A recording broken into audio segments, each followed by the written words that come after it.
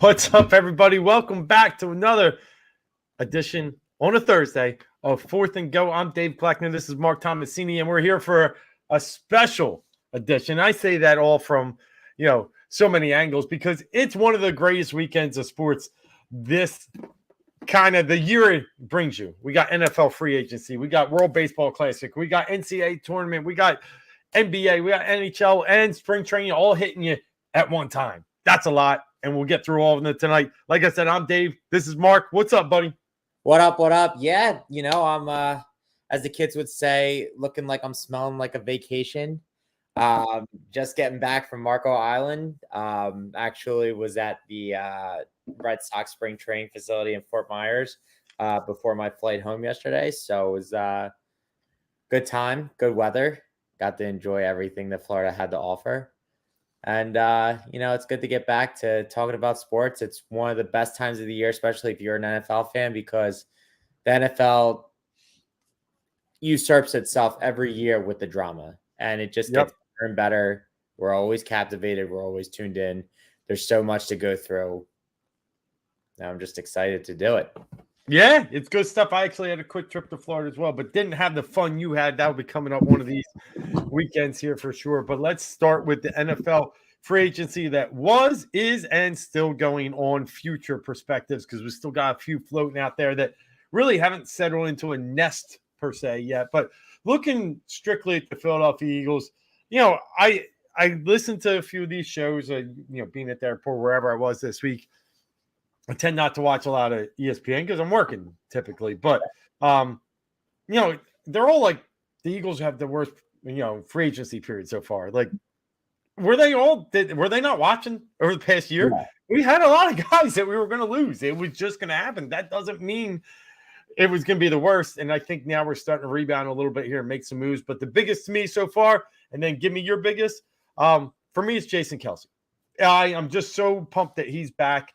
It does help them on the offensive line. Obviously, they're losing some pieces already. Dillard going out. And, if worse comes to worse, we got Jurgens that can just jump in there too. So I think Kelce coming back, even though it wasn't really his big signing per se, because we had some other bigger names for one more season, I think has been the biggest move for the Eagles so far. How about you? I actually think the James Bradbury signing, which was unexpected, is a really big move for them. Obviously, you've solidified a basic corner, and then obviously another move followed that solidified that we're going to have our same duo from last year. We can get all into the fun that, surrounds that and the madness with it. But James Bradbury, who I'll be honest, right after the Super Bowl, or no, it wasn't after the Super Bowl, it was the week leading into the Super Bowl. He was talking about, people were connecting him to the Giants and he wasn't really denying anything. And he was talking about the process, and it just didn't seem like he was focused in on it. And it was just like, all right, this is just a stopping ground. Like, I'm going to, make myself look good and go get somewhere else. And, with a mix of the market probably not being what was expected and, wanting to have a chance to win and still get paid somewhat, it's ended up being a right scenario for him. And, citing that he felt this was a fit and there were more lucrative offers on the table, I think, it makes you feel good. It does. Well, I do think that was a big signing. Unexpected. I agree with you to a sense that, when they listed probably the 6 that they were losing, he was probably the highest probability you couldn't bring back based upon the package he could have got out in free agency, but they found a way and they got it done. I'll give you my second one, and it's Rashad Penny. I am such a big Rashad Penny guy. The problem with Rashad Penny is he gets hurt, and it's just been a factor in it. Like, I think he led the NFL in yards per carry a couple of years ago. He's had like 6 yards per carry over the past couple of years overall, but he's just been a victim of injury. And in this kind of offense, I think maybe we can preserve that a little bit. He's not going to be the guy. There's no the guy here. There's so many other positions, and he runs like a truck. He runs hard. He's fast. He brings back memories a little bit of Jay Ajayi, right. Which was just a hero for that year here in Philadelphia. So big signing for me. That was number 2 on my radar. I mean, I guess if I throw Bradbury in, but the next one on the list for me was Penny. I think it's a really nice signing. It is. He's had some monster games. I think his last 10 games, really most of his career, I was looking at his stats last Yeah. night. Always a guy who's been very intriguing. He's had multiple opportunities to win the job in Seattle. And if it weren't for his health concerns, he'd be their starting running back. Like, he's competed with the Travis Homers and who's the other one? The one that Oh really yeah, but Walker they drafted, so it was eventually he was. No, I know, of course. Yeah, But I mean, yeah. before Walker, the Carl. No, why can't I think of his name? Number 32. Oh, Chris Carson. Chris Carson. Yeah, and then he got We were hurt always too. neck and neck that whole time, but he just couldn't stay healthy. I think he really had an opportunity to be a more explosive version of Carson. He had a lot of games. Like, he had a couple 170-yard games. It's not like something to scoff at. Like, oh, he had a good game with 80 yards and a touchdown. Like, no, like he could, I think his career average has to be at least 5 yards per carry. Yeah. Last season, I think he was like 6.6 average in the games that he played. His 2021 was really good in the games that he played. I think he only played 10 games, but that's where he averaged 6.6. So definitely a good signing. If you look at, we'll get into the running back who left here, but when you look at the Eagles running back depth chart as of this moment, you have Boston Scott, Rashad Penny, Kenny Gainwell, and the other one. There's 4. And I know they were trying to say Trey Sermon. They're like $6 million total against the cap this year. Yeah. It's beautiful. Where Miles Sanders, who we can talk about being one of the big departures, he's getting about 6.5 per year. And good for him. 4 years, 25 million with 13 guaranteed. Not a bad deal. But when you look at what you have, and is there the opportunity that they go and get a running back like a Jahmyr Gibbs or a Bijan Robinson, this could blow the doors off what they can do as a team. Because I think even though Jalen Hurts they like to throw the ball and Jalen Hurts likes to run the ball, the running back is also key in this offense too. It really gives them that 3-headed monster dynamic. And I'm not talking about individual players. I'm talking about quarterback, running back, wide receiver. And that's not even including tight end as well. You need to have the running backs to sell Jalen Hurts to be able to do what he does best. So if you had this offense could be even more monstrous the next year, especially if they go that route. So that was a big deal. But also, did you see what happened before the show tonight? Yeah. Yep. Slay getting locked in. No. Same position. Did you see what happened? Maybe not. You have to help me. Signed Greedy Williams about like 45 minutes ago. We did. Okay. It's breaking news right here. I'm breaking it for you. No, but obviously. Well, I'm just trying to see if is it that big of a needle mover? Why do we need 4 cornerbacks? I'm wondering what's going on. Now, there's been hit or miss. So I think I want to allude into one of the big areas of uncertainty right now, and that is CJ Gardner-Johnson. I think that's fair to get into. He still hasn't signed. He's been vocal. He's been wanting to get paid. He's also linked to the Bengals, which resurfaced again tonight, and the Broncos have been another team. Those have been really the only teams that have been brought up in this scenario at the moment. But then everybody's like reacting to his Twitter. Like, he changes his cover. He changes his profile picture. He says this, he deletes this team. He's talking about a tweet. He's talking about the Bengals.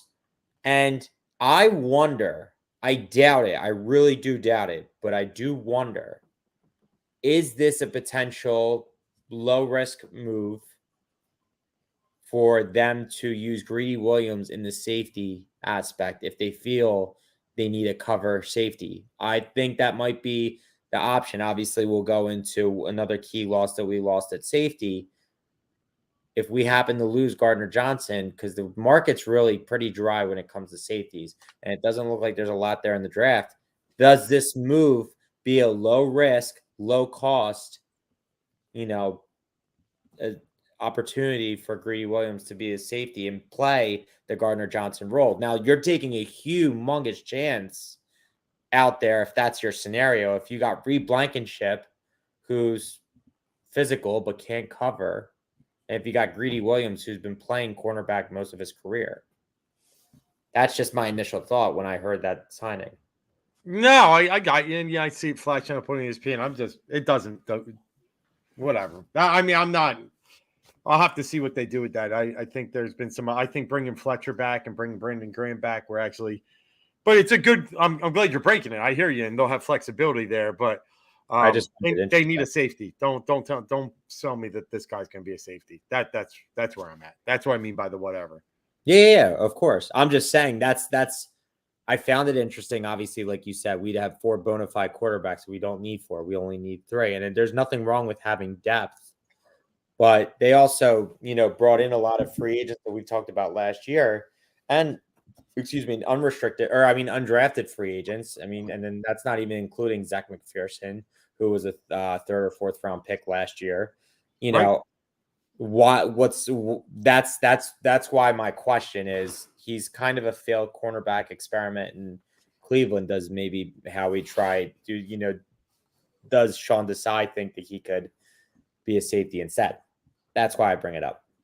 Yeah. Any other moves on your radar? Because like I said, we glossed over quickly Fletcher and Brandon. And at this point, I mean, I think you're kind of where you're at, right? You've lost a bunch of people, which is all good. It like, again, was expected. Miles down to Carolina. Mentioned Dillard briefly. I think I want to say Tennessee, was it? Yeah, so to go run down, and then you can stop me on where you want. Yeah, go ahead. We'll talk about Javon Hargrave went to the 49ers, 4 years, $84 million, 40 guaranteed. As we talked about, Miles Sanders, Panthers, 425, 13 guaranteed. TJ Edwards going to the Chicago Bears. I want to talk about the Chicago Bears in a little bit. Chicago Bears, 3 years, 18 million, 12 guaranteed. Kaiser White, 3 years. Arizona Cardinals meeting back up with Jonathan Gannon. I think 3 years, 12 million, he was, I think, 318 as well. And then Marcus Epps, 2 years, 12 million, 8 guaranteed with the Raiders. Like you said, Dillard with the Titans for 3 years, 29, and Gardner Minshew 1 year, 3.5 million with the Colts meeting back up with Shane Steichen. Yeah, definitely. No, I'm glad you capture all those. It's a heavy amount of players that did contribute for us. I'm not going to sneeze at this and say that's nothing. It's a lot, but it's a lot that was also kind of anticipated, expected. And let's start up at the top with Hargrave. No way, no how are we paying that money. And good for him. He earned it. He was fantastic last year. He's also 30, so he's on that downside of that age thing. But I mean, putting Fletcher back in there, but also grabbing and knowing that you had Jordan Davis from the year before to fill that role and be that transition plan. I'm okay with where they're going to be at D tackle. You're probably going to need to find someone else too, but you got Milton Williams there. He can play it a little bit. So, maybe one more we could slip into the rotation and I'd be happy. But I think they had a transition plan. And then going to Kaiser White and TJ Edwards, we got Nakobe Dean, a transition plan that we're going to have to see this year. So, obviously they'll need another linebacker somewhere, somehow. But I think in certain cases, Miles Sanders, we had other stuff. Yes. I understood the movement. The areas, it's going to be tough to replace everything because our advantage over other teams last year was our depth. So that's probably where we'll struggle, but we'll still have star power at every position. Yeah, I'm not worried about too much. Honestly, the position I'm probably worried about the most is safety right now with the uncertainty around Johnson and Marcus Epps. And linebacker maybe, right? Yeah, you got Nakobe Dean. Right now, Sean Bradley's in line to be the other starter. I really think that they needed to do more in linebacker. I'm interested to see where they go with that. Mm-hmm. But Marcus Epps, who garnered a lot, he really didn't get paid that much, which I'm surprised that the Eagles, didn't make the attempt. They just felt it wasn't worth it. But maybe they have trust in Blankenship. Maybe there is another option that they'll bring in. Maybe they think they do have a chance at Gardner Johnson. They didn't want to waste the funds there, and compensatory picks. I think they really look at this stuff and they say, we can pick up 4 or 5 compensatory picks next year. Like Yeah, I can give him away and build some other ways. I think that could be a strategy of theirs. yeah, that is true. Um, but yeah, I think safety is where they're hurting the most. But like every other move that they did, they had a backup plan, as you said. Yep. They really Yep. did. Just I knew from the jump that Hargrave. I mean, people were talking about Hargrave getting 18, but then as it got closer and closer, they're like, he could get 20, and he got Yep. 21. He got 21 from San Francisco. And honestly, that's a good situation for him because that D line is already nasty to begin with. They're kind of going after the Eagles model. They want to be good in the trenches, even though they did lose Mike McGlinchey. They lost, a valuable offensive lineman. We'll get into Yep. the, league wide moves, but they feel that that's who they needed. It's kind of an interesting move to go to the team that you just played against, but they also handed him the bag. And it's not like he went to a crap team and got the bag. He went to a team that still has the opportunity to be good. So it's good by him. It really is. You can't be mad at him for it. No, not at all. But you're hearing anything else probably in the kind of whispering words of Twitter out there that the Eagles may still be looking to do? I mean, where are we at with the backup quarterback right now? I thought I saw somebody they signed. Did That you the have Eagles, anybody on your sheet? Yeah, I thought they got some name. No?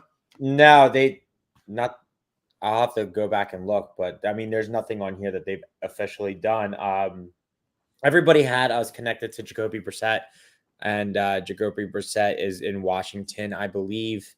I really think there's Tyler Huntley in Baltimore, who they've Baltimore put out some kind of offer sheet. Now, obviously, things are going to be interesting there and see what they do with Lamar in that situation, whether a team bites on that, which I don't think is going to happen. And Yep. then who was the other one that I was thinking? It wasn't Bridgewater, but there was another so-so veteran that I think was linked to the Birds. I don't know officially, but just like people to look at. But really, not too many options. The backup quarterback market's kind of drying up now.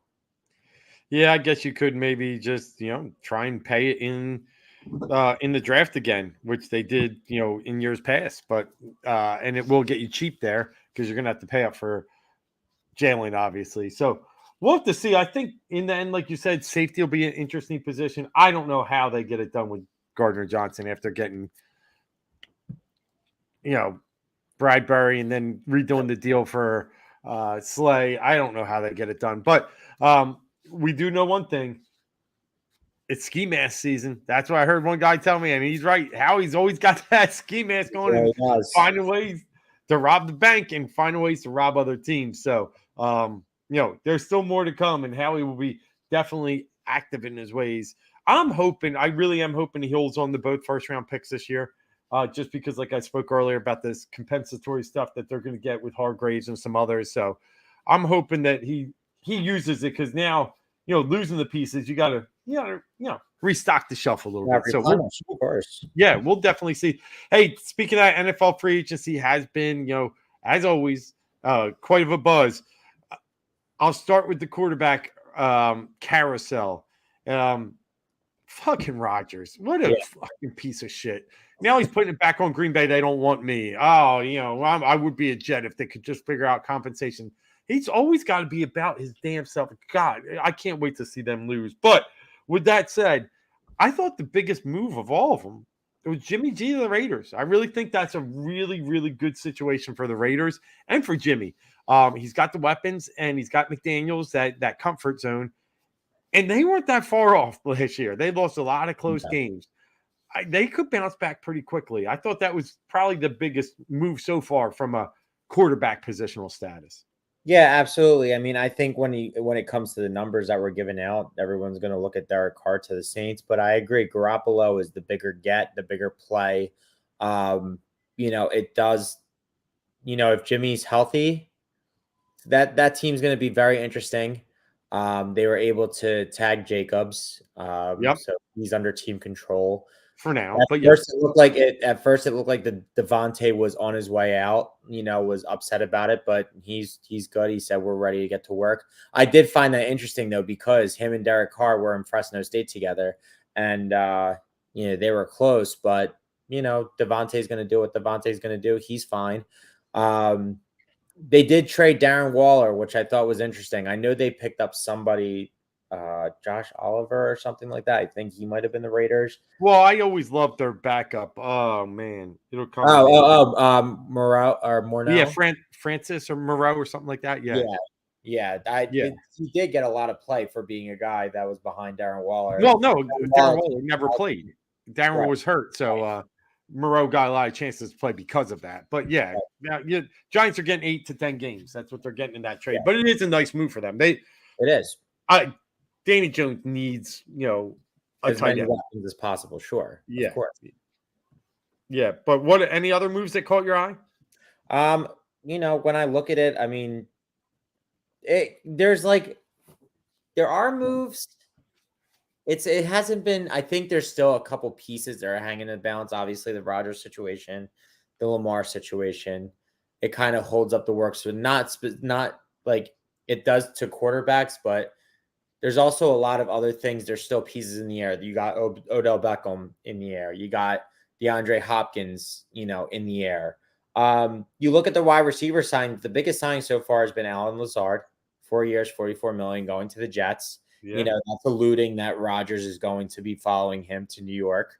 Obviously, that's a preemptive move. There's this talk about Rodgers giving a list whether he did or he didn't. The running back, I think the running back room is interesting. David Montgomery going to the Lions. I wonder how they yep. feel about DeAndre Swift. That's an interesting. Jamal Williams leaves Detroit, goes to the Saints, who I think for fantasy, that's a really good value if you buy in on Jamal Williams, because Kamara is going to have the suspension probably at some point in 23. And Jamal Williams, with a guy similar with DeAndre Swift, was still able to get 17 touchdowns. I'm no fantasy guru, but I'm just saying I think it's a good fit for him down in New Orleans, and especially with Derek Carr, because they'll be able to throw the ball more. They're going to get these, goal line scenarios, and I think that Jamal Williams is going to be eaten up big time.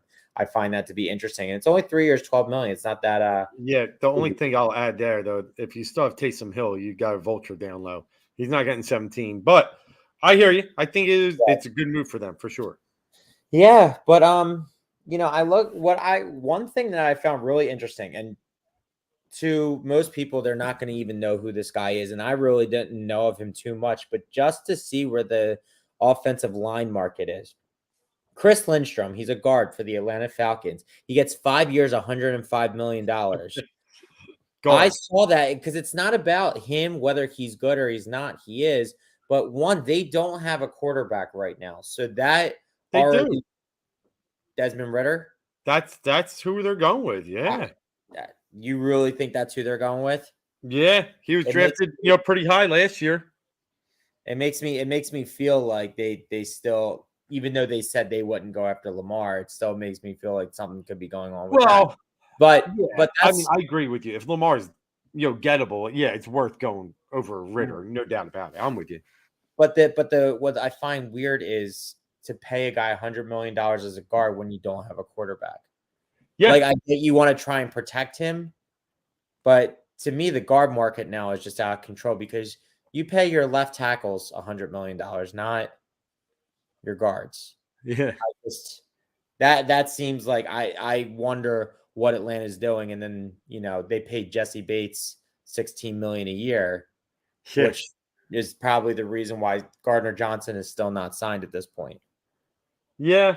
Yeah. Bates is good though. I mean, Bates 16 Bates mil. is, Yeah. But hey, you mentioned earlier you wanted to get back to the Chicago Bears. What was that thought? they've done a really good job. What was it? Friday afternoon, big trade happened. Yeah. I think Carolina Panthers got a little bit desperate. I think it's good for them, but they have traded up to the number 1 overall pick to the Chicago Bears to drop down to 9. It's a really, really big get for Chicago. I think they did a really good job getting as much as they can for Carolina to go up 9 spots, and especially in a quarterback or in a draft where there are 4 really top 10 quarterbacks at this point. Will Levis, I don't know exactly how I feel about him. Sometimes he looks really good. I know he's got the athleticism. Then other times it's like, is he really worthy of that, Yeah. or it's just desperation. But the other three, I think, are all legitimate. That's tough to go all the way up to one for that. But the Chicago Bears not only get the 9th overall pick, switch spots, they get DJ Moore, which I think is humongous for Justin Fields, which I think is that now that receiving core starts with DJ Moore, Chase Claypool, and Darnell Mooney. That's a really good scenario for Justin Fields. This is the Jalen Hurts effect. They are trying to give him all the weapons possible for him to be that guy and to take that step forward. They do that. Also, they get a second round pick this year, a first round pick in 24, and a second round pick in 2025. On top of the fact that they went linebacker crazy, they took our TJ Edwards. They also signed Tremaine Edmonds, who I'm a big fan of, big money, Yep. big Bills. fan of. Mhm. So I mean, just even those moves alone right there, Chicago got a lot better as long as Justin Fields can throw the ball because we know he can run. We know he can run. He has a cannon arm. It's just the accuracy, I think, is really what has to be, resolved. But he's got a lot more chances. Now, the difference is between Hurts and Fields. Right now, the line that the Eagles have is really good. The Bears are still trying to figure that part out. But the Bears, in my opinion, so far and since Friday, gotten a lot better, took huge advantage of, a bad year, but it really there's a lot more talent on that team than what their record showed, in my opinion. Bears let up the most points in the NFL last year. Oh, I think it was close to 27 a game, and they've added 2 linebackers. It'll help. I thought they needed Hargrave more than anybody, but Sure, and I we'll, think they were going to be in play for him, but yeah, we'll see where they go. I'm not as sold. I think the trade's great. I'm not as sold as you are on the DJ Moore thing. If you have a quarterback that can't throw, you could put DeAndre Hopkins there. You could put Devontae Adams there. If the guy can't throw, I don't know how. I mean, it's great. It's a good trade, and you're trying to put weapons around him. But they're going to find out pretty quick, if Fields is that guy or not. I think for me, I think that book's still open. I'm not there. I don't think he's the guy. But you got to surround him with talent, and I'm with you. I get that, and we'll see. The good news also for the Bears is that division might be getting pretty bad pretty fast. Not or more wide open pretty fast. yes. Especially with Rodgers leaving, and then Minnesota maybe dangling Dalvin Cook out there and some other pieces that they have to do. So yeah, we'll see. I'm with you. I think the Bears definitely have made a splash. But it's all about Fields. And now I look back and we already knew it, but Lovie Smith not laying down in that last game, just gave Chicago the bag. So good on him. Good on him. There's a lot more to happen for sure. Like you said, Lamar, we had a on Sirius show this week, and we had a reporter from DC area on in Baltimore. It seems like, this one's gonna take a while. So we'll see. We'll definitely see, but I can't see him playing anywhere else. That's just where I'm at. They just got to figure it out. I think he stays there because if he wasn't, I think Baltimore would be. They got a shot for a quarterback too, right? They're in no position to draft one. I mean, the market's dried up big time. Like, Yeah. what would they be doing? Like, it just the whole thing is they haven't even acted like they're looking at other. Well, Wentz is out there. I don't even know if that dude plays. I mean, it's going to be interesting. He's got to put his ego aside. He's got to put his ego aside and be able to say, "Look, I'm going to be a backup quarterback. I'm going to be a team guy." I know he's looking for a place where he has an opportunity. Like, he's going to have an opportunity. He's not going to just be like, "All right, take my humble pie. It is what it is. I'm where I'm at." He's going to go, whether it's like a Tampa Bay situation. That one, Baker Mayfield, what was last year, it was thought like obviously he gets the job in Carolina, then he gets traded to LA mid-year. Or no, he's cut and then signed by LA. You thought his starting quarterback days were done, but he gets a little prove it deal, $8.5 million in Tampa Bay. I mean, obviously it's not the greatest situation, but also then there's still offensive weapons there. So he has a chance to make a little something for himself. And I don't know, he is boisterous, But there's something that's I've always liked about Baker Mayfield too. Like I can see him being a douche, but at the same time, I also pull for him as well. And the Browns are just a bad organization. And I think he was just in a poor situation there. So I'm interested to see what he does with some competent skill players like Chris Godwin and Mike Evans. Yeah, he's completely douche. But when you get kind of humbled once or twice, there's a chance the guy could come back. Well, he played tough for the Rams at the end of last year, and they kind of seem to like him. So, yeah, we'll see. And then what's Washington doing just with Brissett, right? I Right. know it's just like they're in quarterback hell. Oh yeah, Yeah, Heineke went to Atlanta. So I mean, honestly, that's interesting. Heineke and Desmond Ritter. Like, do you think they start Heineke because they think Ritter's not ready yet? I know Ritter has the potential, but no, it's Ritter. They gave Ritter last year at the end of the year, and that's why Mariota stormed out of there, right? yeah, It's Ritter yeah. time.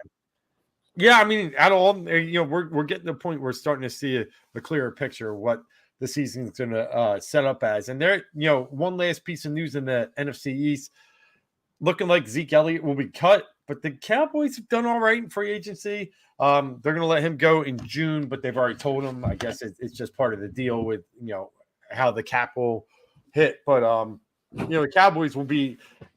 There's a rumor out there that Hopkins really wants to play there, and that would be a little scary. Adding him with CD and Gallup and Schultz, so we'll see. But one thing's for certain, NFC East got a little better.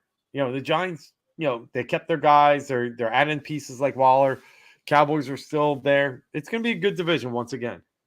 Yeah, and then if it's not Hopkins, it could be Odell Beckham, which Right. I would rather at Beckham than Yeah. than Hopkins for sure. Yeah. But I think either way, I think their offense is going to get better. And I honestly think that the removal of Zeke makes their offense better. Like, Yeah. he was good in very little spurts, but Tony Pollard's the guy. And I know they're going to need a compliment back for him, but you're not going to have all that cap wasted, even though he's got some dead money on it. But, the Tony Pollard, I mean, he's a player I like. I like him too, but I'm not. I actually think they're better with both. Like I really do. I think they're dynamic with both. I think they can find a power back. Yeah. That's more my point. Yeah, you could get another. You couldn't afford both. Go get Zeke Jr. for half the price, and you'll be fine. You'll find a way. Yeah, Pollard. I don't think can do the full workload, but I love Pollard. He got me. No, I agree.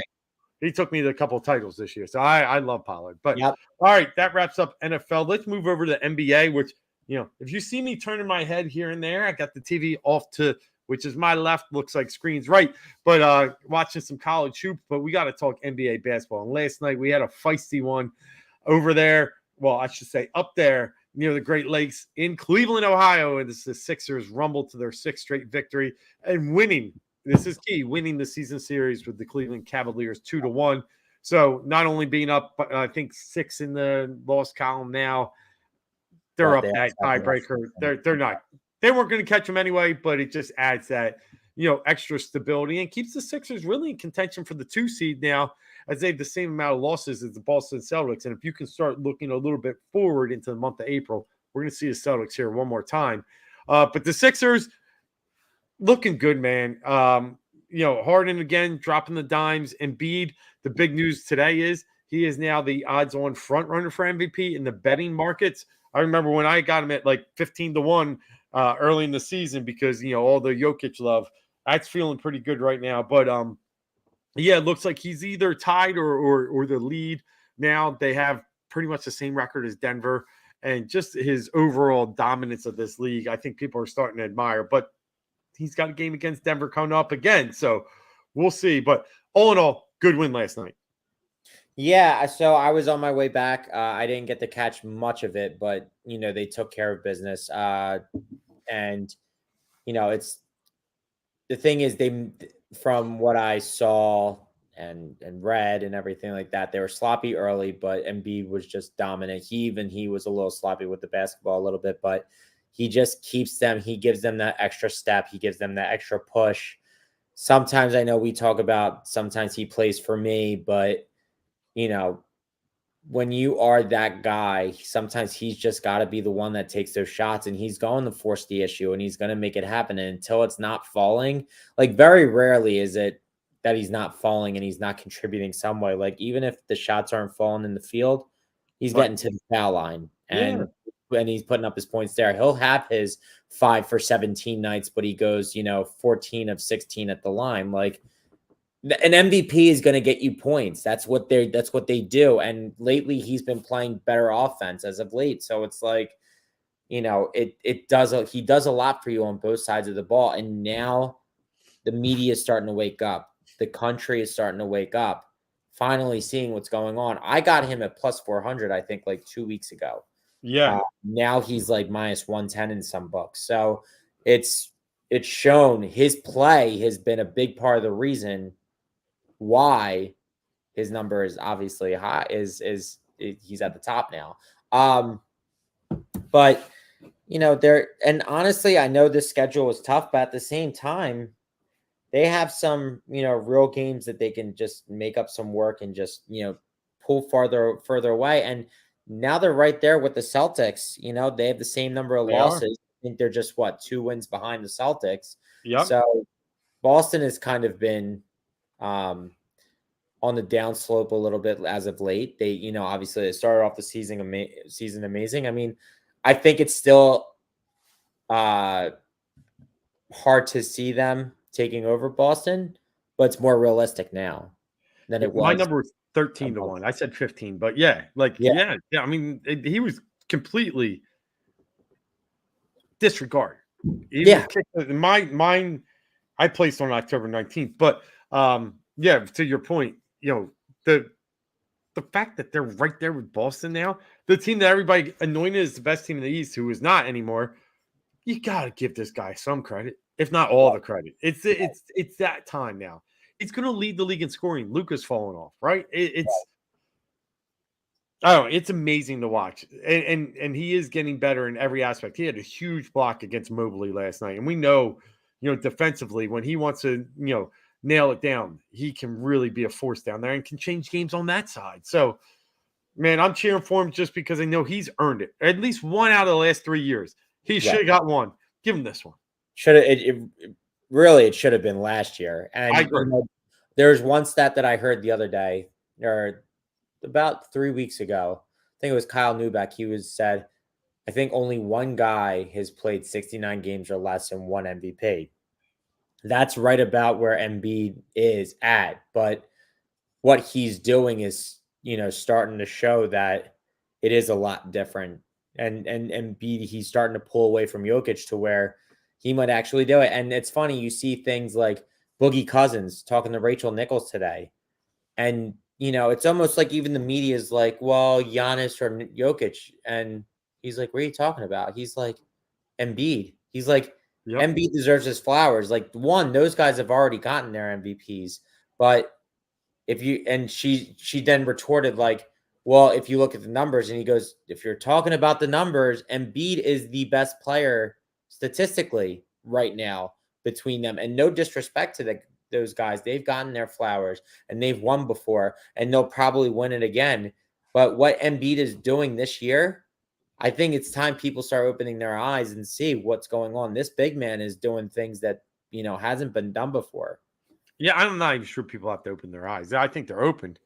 You just got to be smart now. Well, I'm saying it's more watch the two together and understand who is the better basketball player. They had one matchup earlier this season, and it was pure domination.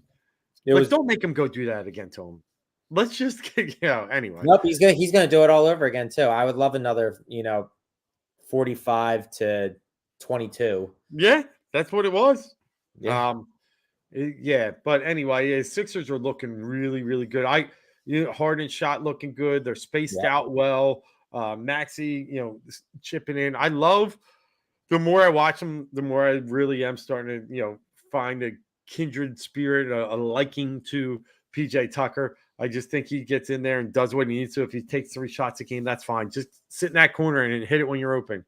And be a good backup 5. Like that's what he's doing. Being an undersized backup 5. Like, and this is, I think, what they needed when they obviously they had to overpay to bring him here, but this is what the team needed. They needed toughness, and like I've said it before, he does stuff that doesn't show up on the stat sheets.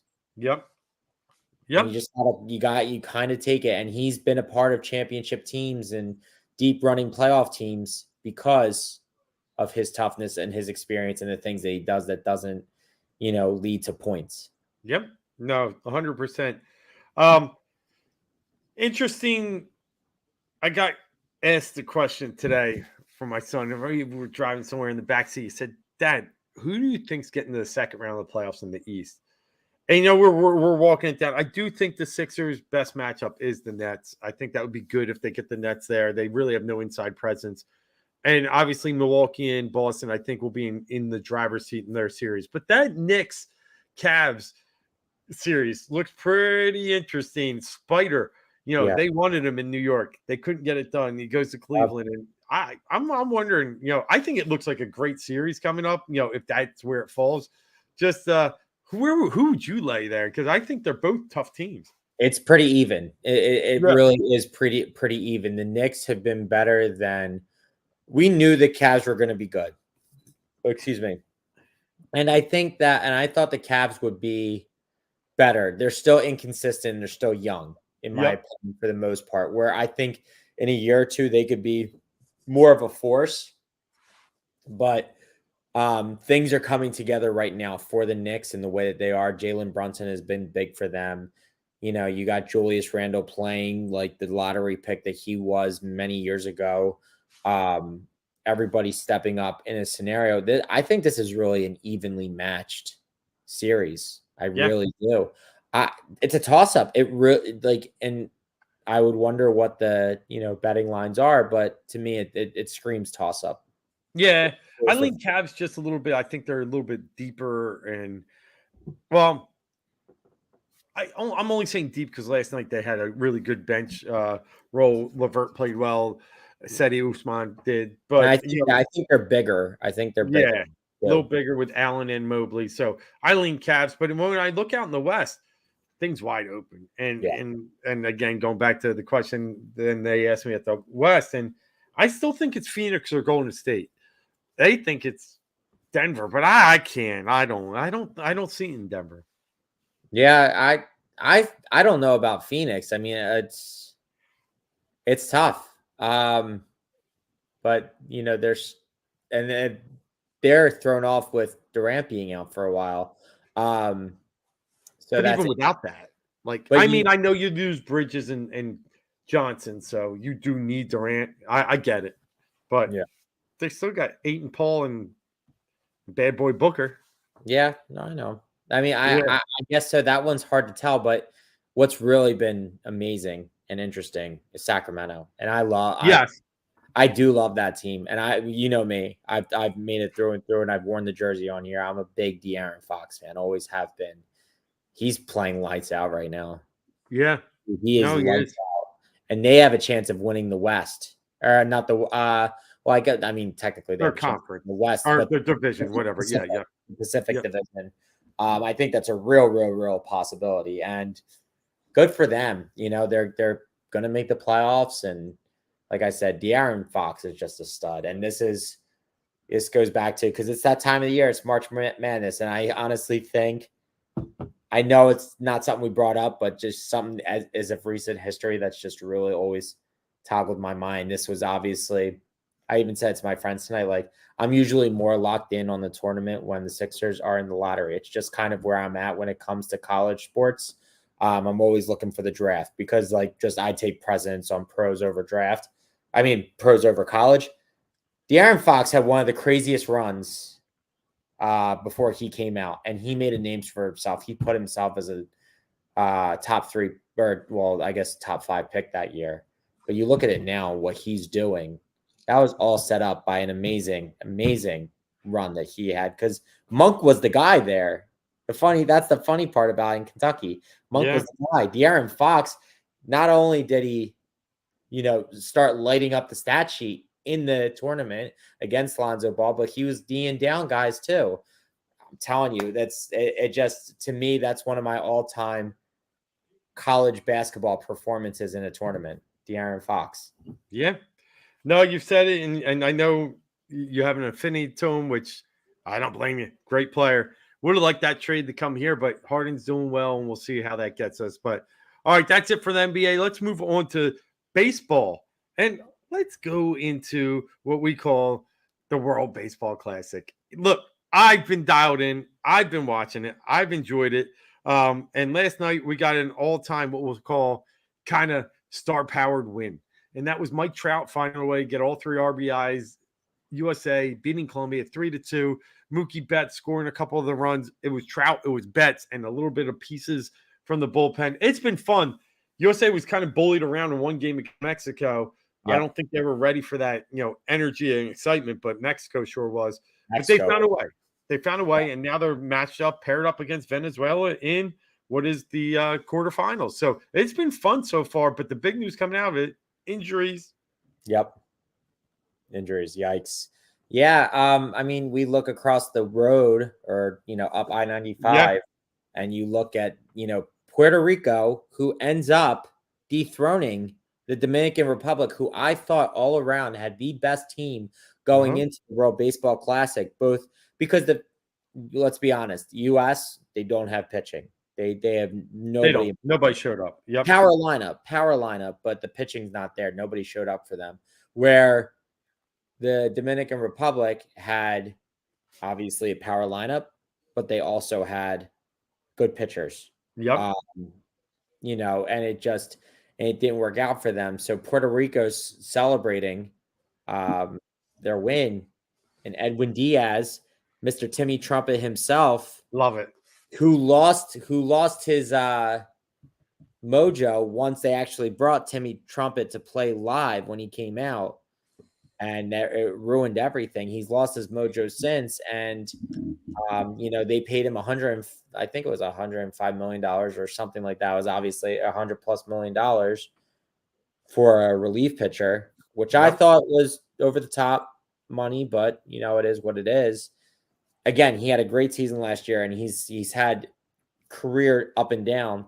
I remember a couple years ago when he would always reach up to the sky like it was a pop-up, and the ball would be 10 rows into the stands for a homer. So it kind of shows you New York doing New York type of things, not trying to celebrate that he got hurt, but it's more just it comes back to the reality that everybody's picking the Mets to be great. Yep. They obviously have talent, but they spent so much money. And to me, I don't think that they are that much better than us or the Braves. And I really think if anybody's the competitor, it's the Braves and not the Mets.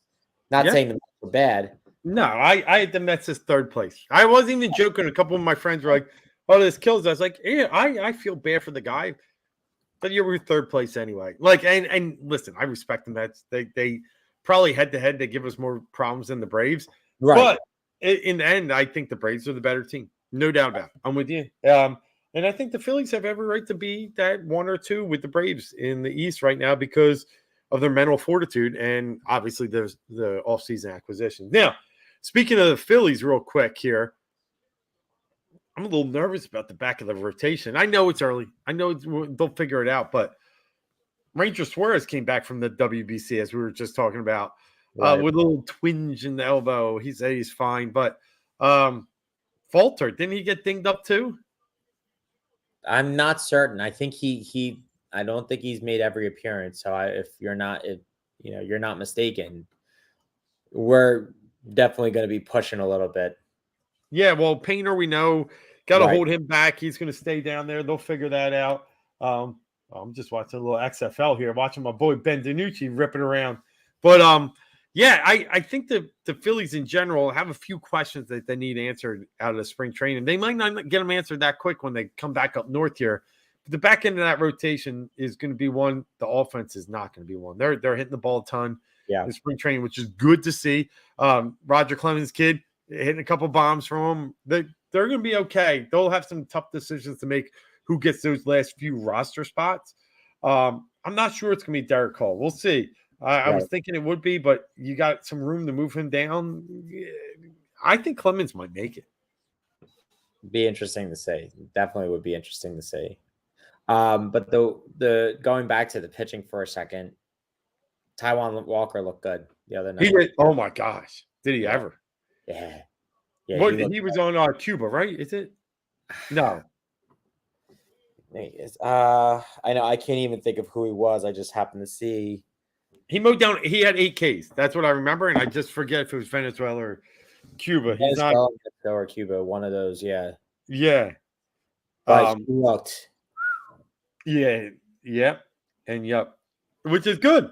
Yeah. Which is good. It's exactly Very, what we very need. encouraging to say. Yeah. But as the WBC goes, we'll jump back there real fast. United States, someone said, if you're not gonna bring your best, if you're gonna limit everyone, why even show up? I agree. Montreal is telling you why you show up, and it was the dumbest thing I had ever seen.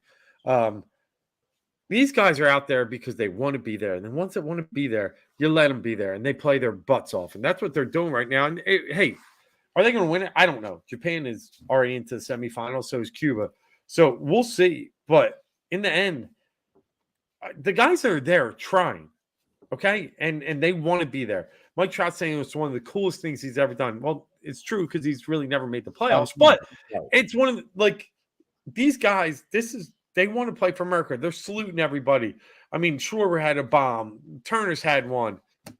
Like to even think that you could question the U.S.'s judgmental soul, I just don't like it.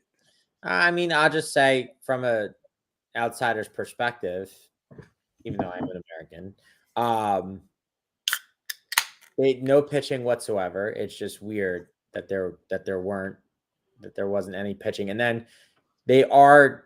I get what you're saying about them wanting to get everybody in and stuff like that, but some of them, the Mets players who have been there, are almost like sabotaging their opportunity. When the Mets are there, that was the Mexico game. Like it was, the Mets players are playing Jeff McNeil and Pete Alonso, and they just really weren't doing much.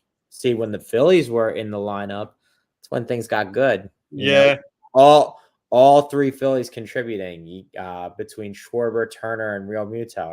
Everyone contributes, like no doubt about it. Yeah. No, I hear you. I'm just saying they're as soon as we lose to Mexico, people are saying we don't have the pride or the passion, don't want to be there. And I don't think that's true. And I think Trout has proven that along with some others. Well, look at the Dominican Republic. They're not even there. And like I said, I thought they were the best team going into it. Yeah, it's always tricky with Japan because they're the only team to make the quarterfinals and semifinals like 5-6 years in a row. They're great. Like they're really, and they dominate their area. But it was between them and Dominican. I'm with you that I would have thought would have been here. Well, the one thing about this tournament that you're seeing, and I think is good for global exposure, is the fun things that some of these other countries do. Venezuela, the way that everyone reacts when they're hitting home runs and stuff like that. Japan, they go out on behind the dugout and they're grabbing the thing and they're going like this and they're all freaking out and they do these things like the Japan pitcher hit, I forget who it was, a Cuban batter or somebody hit the guy in the knee bad with a pitch. After the game, bought him like 2 whole bags of candy and was like apologizing. Like he apologized to him. He felt bad about like hitting him.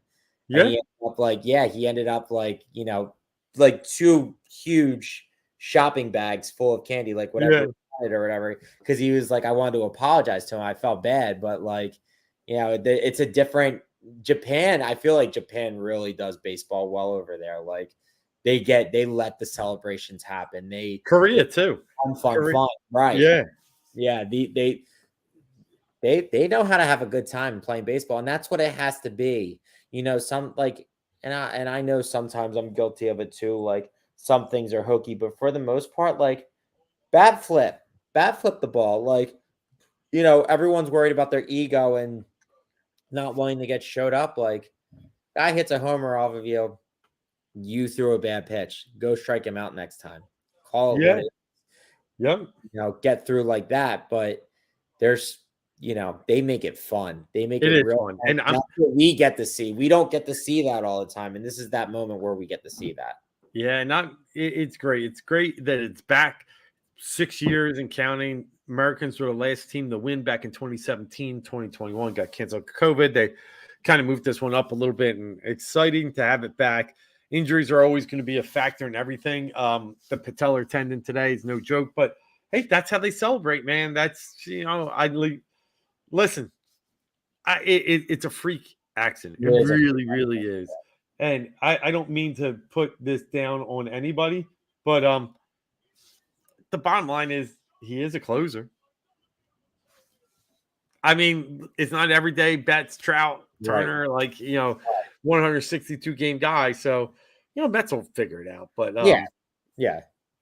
But yeah, some people are crying like the season's over already. I mean, if you're worried about Edwin Diaz with all the money you spent, and if that's your season's over, then you didn't do as good of a job as you claim you did. yeah, no, I agree.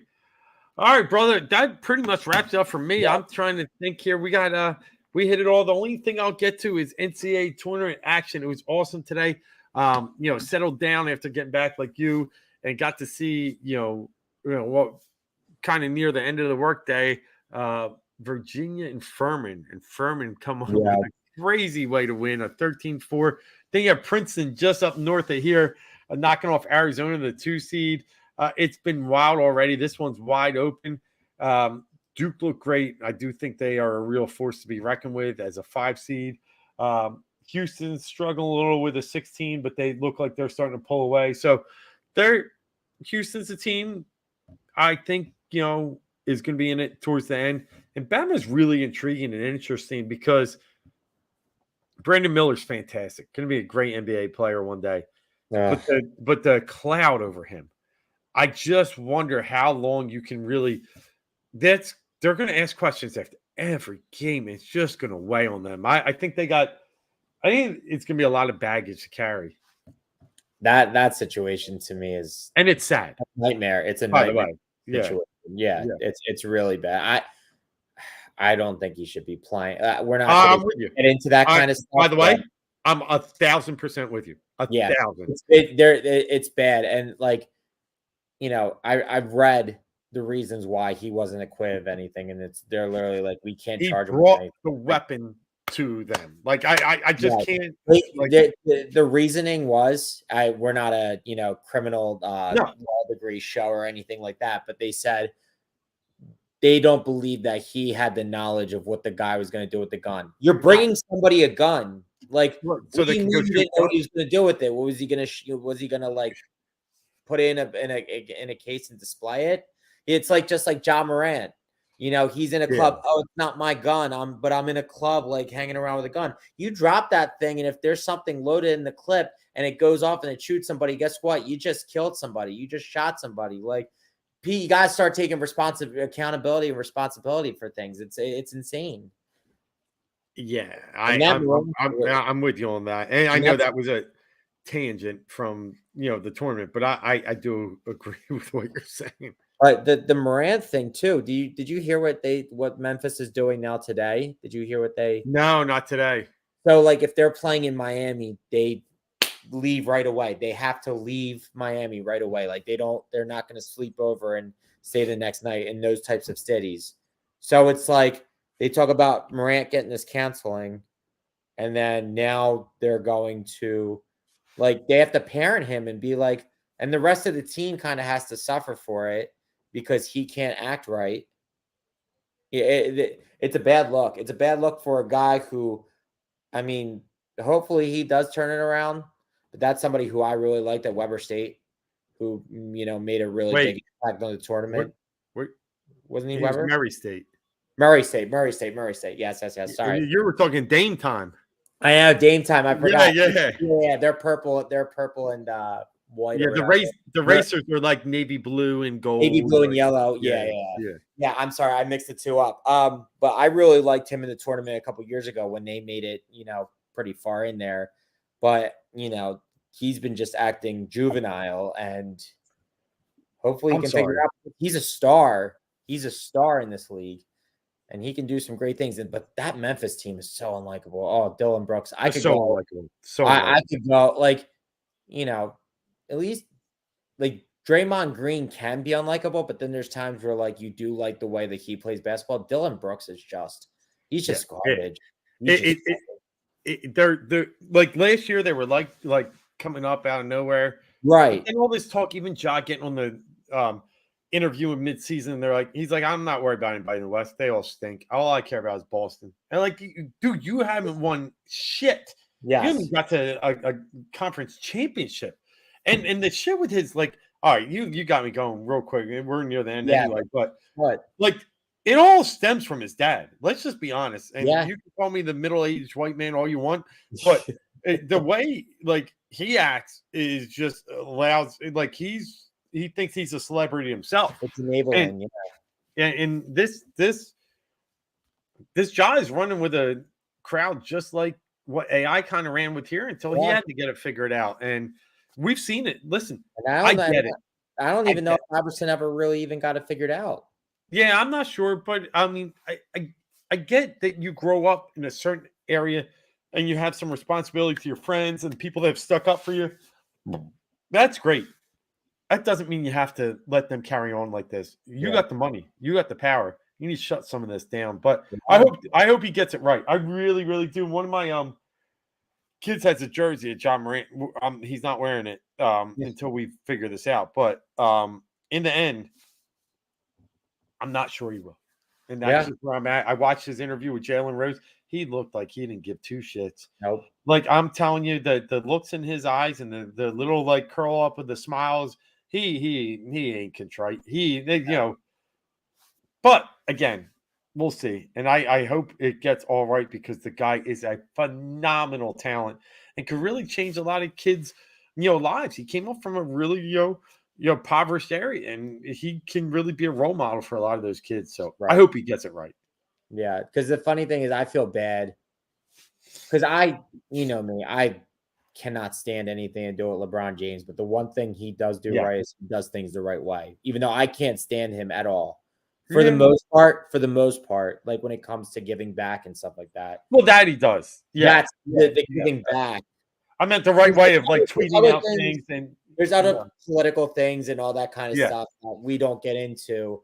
But like at least he puts himself in a position most of the time to look like a role model for kids. Yes. You know, when we look at it with our eyes, we see his flaws and inefficiencies and the plays when he wants to play, makes it all about him, all that kind of stuff. Trust me, I'm not here really riding for LeBron James, but I'm just saying, like, as much as I cannot stand, that's the one thing I can say is he doesn't portray this personality of being a delinquent, doing things that he shouldn't be doing. He's setting an example, at least for the younger kids who watch and see that he at least does good for his community and stuff like that. So, that's the difference. That's the difference.